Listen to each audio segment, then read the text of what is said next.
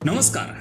भाजपचे आमदार गोपीचंद पडळकर यांनी राष्ट्रवादीचे नेते जयंत पाटील यांच्यावर अत्यंत खालच्या भाषेत टीका केली होती।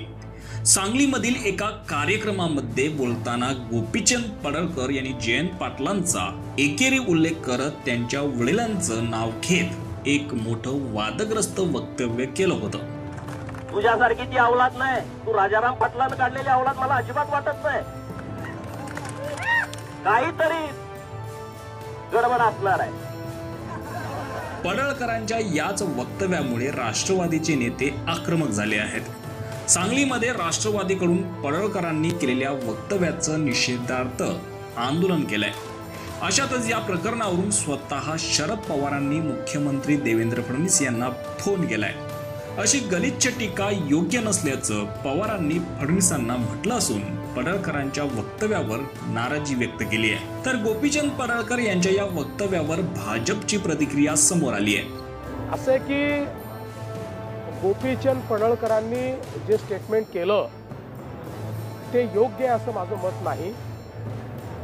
कोणाच्याही वडिलांबद्दल किंवा परिवाराबद्दल स्टेटमेंट करणं हे योग्य नाही आहे। या संदर्भात गोपीचंद पडळकर यांच्याशी मी बोललेलो आहे, त्यांनाही मी सांगितलेलं आहे आणि मला शरद पवारांचा फोन आला होता, तेही या संदर्भात माझ्याशी बोलले। मी त्यांनाही सांगितलं की अशा प्रकारचं जे स्टेटमेंट आहे त्याचं आम्ही कधीच समर्थन करणार नाही। गोपीचंद पडळकर हे एक तरुण नेते आहेत, अतिशय ॲग्रेसिव्ह नेते आहेत आणि अनेक वेळा ॲग्रेशन दाखवत असताना आपल्या बोलण्याचा नेमका काय अर्थ निघेल हे ते लक्षात घेत नाहीत आणि म्हणून मी त्यांना हे सांगितलेलं आहे की हे लक्षात घेऊनच आपण ॲग्रेशन ठेवलं पाहिजे।